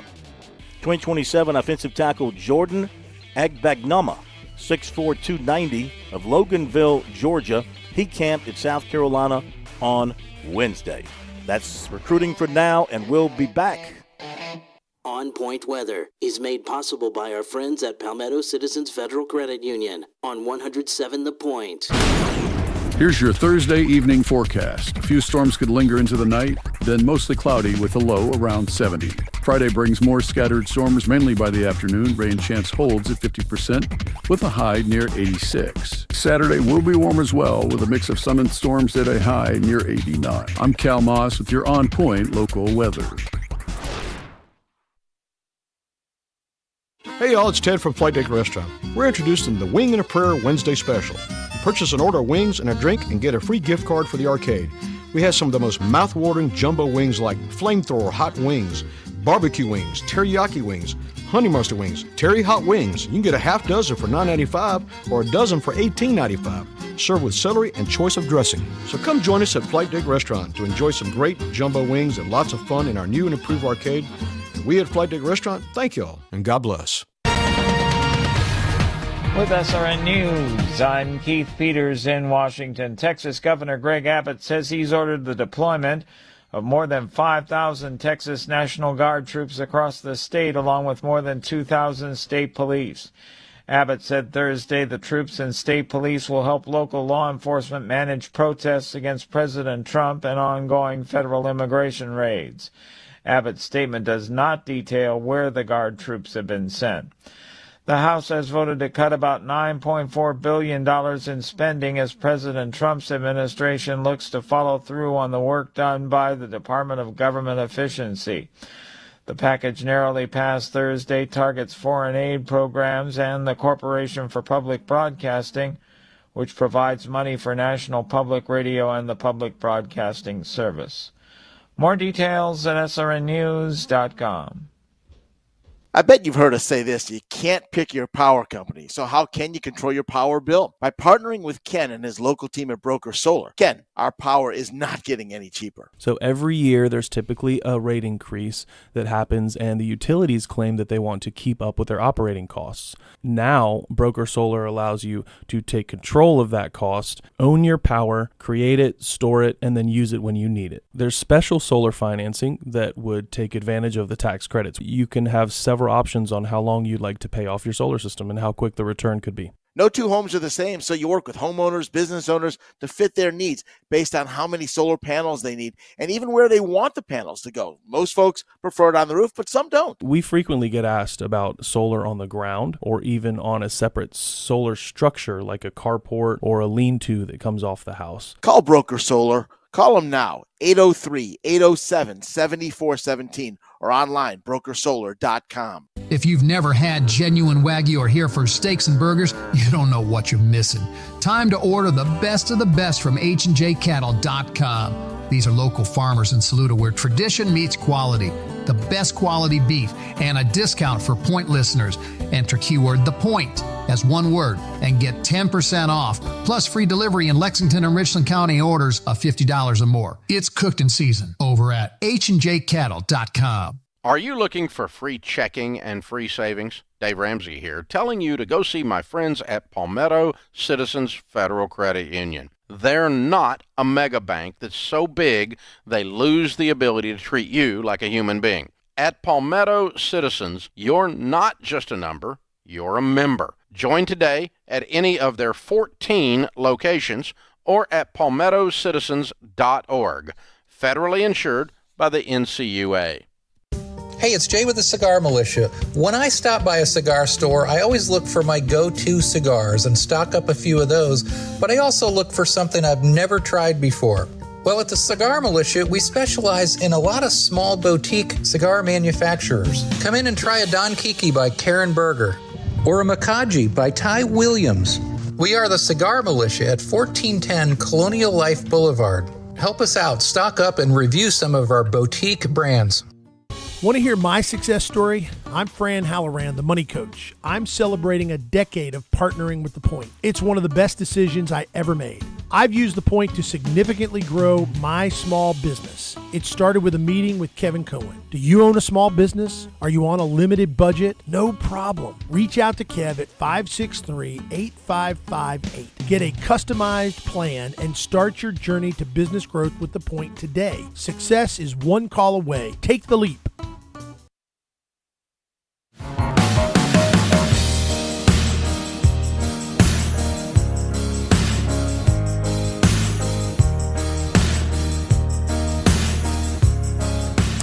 All right, coming up, Coach Gilmore and Coach Schnall, Coastal Carolina, had a couple of other quick recruiting notes just popped up to my attention. Clemson has offered 2027 receiver Jamarin Simmons, 5'11", 190, out of Tallahassee. Tigers have pulled players out of Tallahassee before.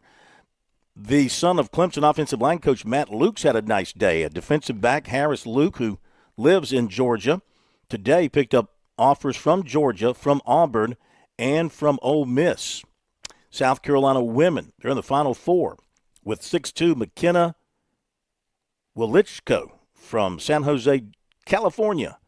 They're in the Final Four with Southern Cal, Ohio State, and Iowa. Hadn't heard of Ohio State. Is Ohio State a big factor in women's basketball? They're a decent program. They're not on the level of South Carolina, certainly, or Southern California, and I'm really surprised Iowa's even in the mix anymore. Mm-hmm. I mean, and one more as football soon as note. Caitlin Clark graduated, so did that program. Yeah. One more football note. 2027 defensive end Jaden Bryant of Irma was offered by Miami. All right, that concludes it. Always check out our recruiting information on our website, SportsTalkSC.com. On X, of course, we're putting it on X, SC Sports Now, SC Sports Now. To help you search it out, just type in ST Recruiting. We no longer use the hashtag since Elon discourages you from using hashtags anymore. So it's just ST Recruiting, but that'll help you search out our notes, our retweets, and our stories that we write on recruiting. All right. Busy day in Omaha for all the teams getting ready for competition to begin tomorrow. Of course, that includes Coastal Carolina, which will be one of the teams first out on the fields at 2 o'clock at Charles Schwab Stadium. And after their workout today, Shauna Clears got behind the microphones, Bergie, and took questions from the media. Yeah, players, Caden Bodine and Jacob Morrison met with the media. You can hear what they had to say, but we've carved out some time with head coach Kevin Schnall as they get ready to take on Arizona. When these two teams meet, it's only in Omaha. They've only met 3 times. They played for the national championship back in 2016. Arizona actually won the first game, and Coastal came back to win the next 2 to take the title. So the rematch is tomorrow, and here's what Kevin Schnall had to say about his team returning to Omaha after a 9-year absence. June 30th, 2016 was one of the most remarkable days of my baseball career, and ultimately it transpired right here. And that was the day that we dogpiled after winning the national championship. As you can imagine, that moment, that day, that team changed Coastal baseball forever. Quite frankly, changed my life, my family's life forever. So it's an honor to be back. This team deserves to be back. We're 53-11. We've won 23 straight games in a row. We're one of 8 teams in the entire country still playing. And this team, again, deserves that opportunity. They've played so relentless and so consistent all year. As a coach and as a first-year head coach, couldn't be more proud. Mark Garland, College Baseball Central. Coach, welcome back. What kind of earned luxury, can you speak a little bit about it, is to have this kind of weekend rotation that's gone out there and been able to start 46 games for you guys and been really successful? Well, in baseball, when the opposing team doesn't score a lot of runs, it's a lot easier to win, right? And that's what our pitching staff has been able to do. There's been multiple weekends where we played a 3-game series and the opposing team only scored 4 runs. Auburn had the best offense that we've seen all year, and they scored 1 run on Saturday. So when you do that, you're doing great things. I mean, we've won 23 straight games in a row. We're pitching in that time period at roughly like a 2.4 ERA. But more impressive is what opponents are doing with runners in scoring position, and that talks and speaks loudly about guts. And this pitching staff has guts.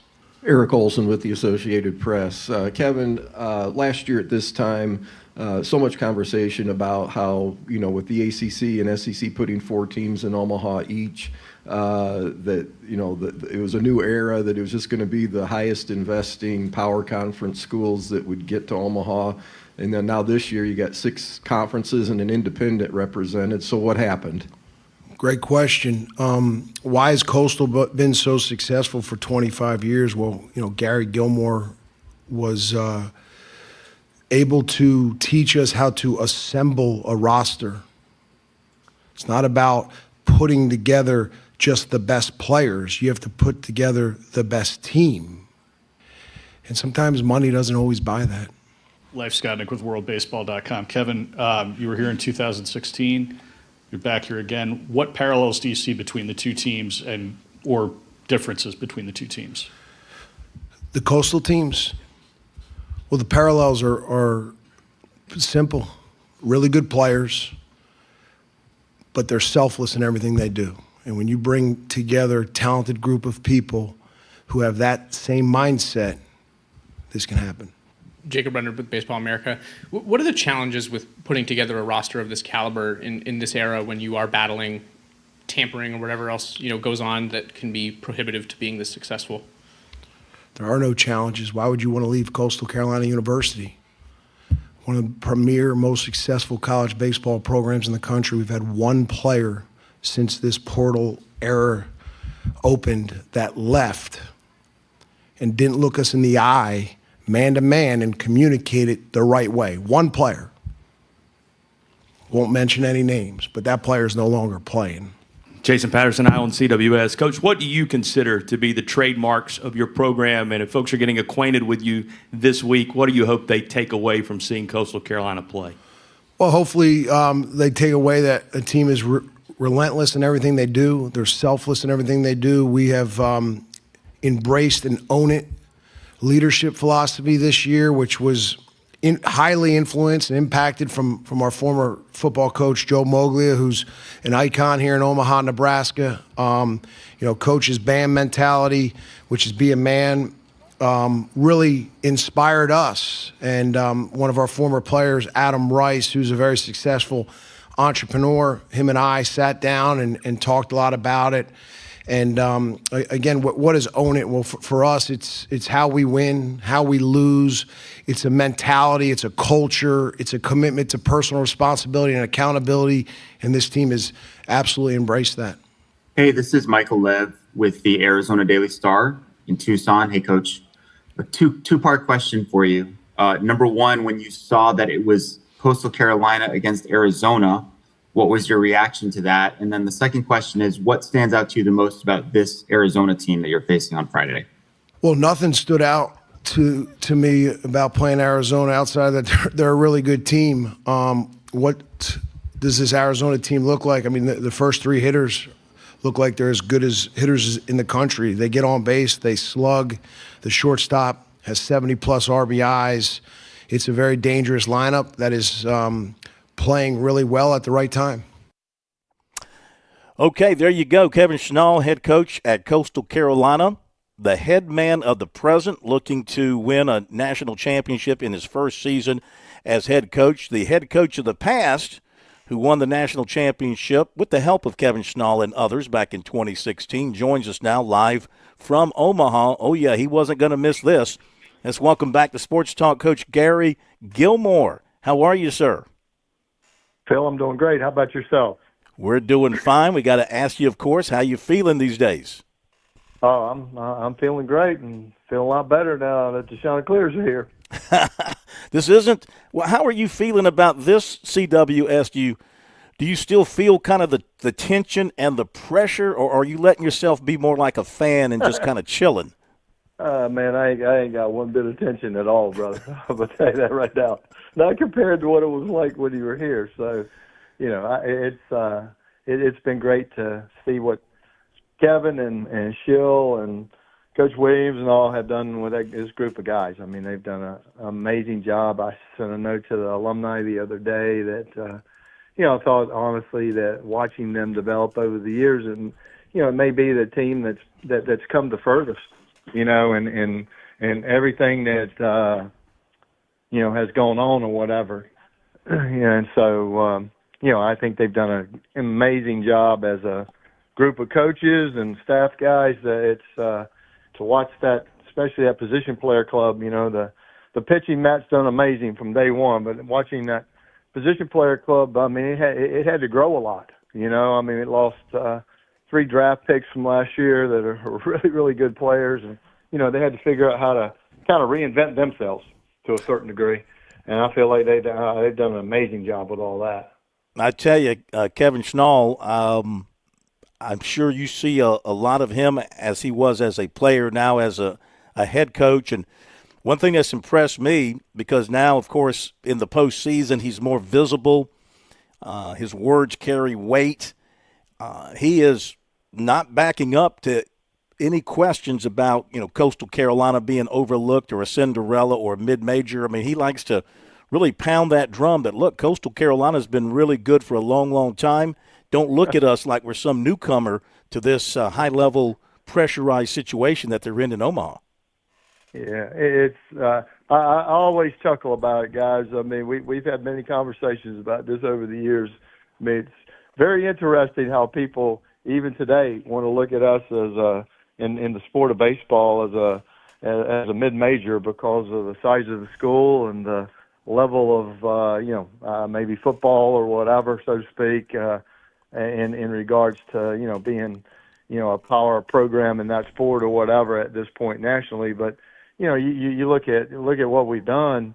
I mean, heck, for 20 some years now, it's if I remember the numbers right, I mean, we're one of the 8 or 10 winningest programs in the country. There's only like a handful of people been to more regionals and more of this and that in the whole country. It's kind of hard in my mind to look at this program and go, oh, this is a Cinderella. When we came here in 2016, we'd had way more success consistently than Murray State, but we were in Murray State's shoes. Mm-hmm. We were the unknown. We were the school that people had no idea even where it was out. We spent, I think they must have spent $1 million telling everybody what a Chanticleer was. So I mean, it's we've come a long way, but I don't I'm with Kevin. I don't think we're a mid-major or need to be looked at one like that at this point in time. Personally, I think he kind of takes it way more personal than I do. I just kind of laugh at it that it's people that don't know college baseball. Yeah. You can ask any of the coaches and they'll tell you that ain't a mid-major program. It hadn't been one for 20 years. Absolutely. And so, but it's all good, man. Those guys have done an amazing job with this group of kids and all that. I'm so proud of them. What will be your viewing location? Will you be sitting in the stands with the fans up in a suite somewhere? What are your plans for watching the game tomorrow and the other games? I mean, I'm at a mercy to wherever they give me a ticket. So wherever it is they plop me down, that's where I'll be. I have no earthly idea where it'll be. I think, I think I'll end up getting asked to do 1 or 2 things. People have reached out to me, so whatever. I mean, it'll, there will be so many players. I'll probably, and be honest with you, I don't even want to sit down. I'll probably be standing on the concourse hanging out with the players. Yep. Former Coastal head baseball coach Gary Gilmore, our special guest. Honored to have Coach back on the program here on Sports Talk. And Coach, if I remember correctly, when you guys went out there in 2016, as you talked about Murray State sort of being in, you guys being in those shoes back in 2016, you were the darlings in Omaha. And I remember you telling a story about making a lot of friends out in Omaha over the years. So how has your reception been going back there after a 9-year absence, at least from a baseball perspective? I've gotten about 30 texts from different people who befriended me that are from out here in this part of the country that I saw your picture, I see you're here, I would just want to come and say hello or whatever. I don't know these people from anybody. Somehow they got my cell number from someone and just reached out. It's all cool. I mean, it's really, really kind of cool. I mean, we met some people at BP today that, I mean, you just thought the world had come to an end, that they got a chance to meet me, and stuff. Oh, you were the everything to us out here in Omaha in 16. And I'm going like, I didn't do anything other than coach, man. These other dudes were playing, So it was just a cool moment for me. I mean, it really meant the world to them, and I'm thinking like, holy cow, that was sometimes I realized that it was bigger than I have ever let it kind of be to myself. You know, I just, you guys know me, I'm just kind of very low key and down to earth, and some of that I don't take as probably take in as much as I ought to, as how impactful it was in so many ways. Do you find it as interesting and fascinating as we do in the media and some fans are that it's sort of come full circle? You played Arizona to win the national championship in 2016. Now Coastal's back out there, and you get Arizona to open up the CWS tomorrow. Do you see some symmetry between the two years? I mean, you know, it's hard. I mean, both, you know, even though our staff was, you know, our current staff, you know, several of those guys, obviously Shill and Kevin, you know, were a huge part of that. But, you know, you also got, you know, Oxendon and guys that have played for us are part of that program now too. And, you know, it's, you know, but Arizona, I mean, it just, you know, Jay's not there obviously, and, you know, they're a completely different group. So I mean, outside of it just being Arizona, I don't really know how the two similarities are, even though, you know, they did a very similar thing in going on the road. I remember, I think it was Mississippi State or somewhere they had to go, if I remember correctly, to get to Omaha. So, you know, man, they had to go to North Carolina, which was probably playing as good as anybody in the country, and found a way to win there, you know. So, you know, all I know is I feel like they're probably a good, solid team. I just, you know, I'm being obviously biased. I just, you know, I think Coastal has a great chance of getting to the finals, and it's going to take somebody playing really good baseball unless we, you know, regress in some manner or other to beat the quality of pitching staff that we have day after day. I mean, very few people. I watched all those regionals and super regionals, and there are very few, hardly anybody. You know, I know Arkansas's, you know, pretty deep in pitching, but most everybody struggled to be able to play 3 days in a row, you know, and have high quality in pitching. And, you know, Coastal's been one of the few that could do it. Does your current diet allow you to make a visit to, say, the Drover or Omaha Prime, or can you do it? You know, I just might have to break protocol. You know, I mean, there's some things that you just have to do in life. You know what I mean? Go. Or you ain't living. So, you know, but no, it's all. Listen, it's all great, man. This is a dream come true, and in so many ways to see, you know, the people you love and care about that were so much a part of the success of the program, you know, be able to take it over and, you know, keep so much of the culture that together we had put together. Obviously, I'm sure they've refined it and made it fit a little bit more into Kevin's, you know, mindset, so to speak. But I know so much of what we all put together as a group over all those years. I mean, that it is the staples of what they're continuing to do. And, you know, that makes me feel very proud, to be very honest with you. I mean, it's, you know, I am so happy that, you know, I've had a bunch of guys call me and tell me, say, you know, that school doesn't know how lucky they are that, you know, that they allowed you to pick the right guy for that job, and it was such an easy transition that these other schools have to go out and find a total new guy when their guy retires or whatever. You know, the culture has to start all over again, and you get to just continue to refine it and keep making it better. And it's a lot of truth to that. Well, you have a great time out there. Just remember, any place you go to eat, just tell them to put it on Coach Mogley's account. He probably has an open account at all the high-end restaurants there. So, there's no doubt. Listen, he doesn't know it. I've been doing that to him for years, and he's never caught it yet. So we're good. Well, you have a great time out there. We appreciate you as always. So much fun talking to you. Enjoy. We'll talk to you again. All right. Sounds great, guys. Thank you very much. Have a great day. Thank you. If they win it all, I would expect that Coach Gilmore would be in that dog pile. Why not? I would think so. Come running out of the stands and jump on top there. Why not? He'd be welcomed if he can get past the security guards, you know. Jump on top. They might be dogpiling here coming up in, let's see, the championship game would be like what, on a Monday night, a week from Monday? If it goes Monday to or 3 games in the Tuesday. championship series? Monday, Tuesday, I think. I'm telling you right now, I would not bet against them. That pitching Yeah. staff is Well, incredibly you talented. nailed it a while back. This is Major Billy Downer with the South Carolina Department of Natural Resources. Boating season is here, and as you get ready to go out on the water this spring and summer, make sure you have all the required safety equipment on board. Check for a sound device. A horn or whistle will suffice for most boats. Inspect all of your life jackets. Make sure they're in good condition and are the correct size for all of your passengers. If your boat is over 16 feet, you will need to make sure you have an approved throwable device on board as well. Remember, boating safety is no accident. You've put in the work for your education. The extra early, extra late, extra work. That's because you understand education opens doors to better pay, better opportunities, and a better you. Being educated about playing the lottery is no different. It helps you be a better player, one who knows when to play and when to take a rain check. The lottery's a game, so let's keep it fun. Learn more at sceducationlottery.com/betteryou. She says we gotta hold on to what we've got. It doesn't make a difference if we make it or not. We got each other, and that's a lot for love. We'll give it a shot.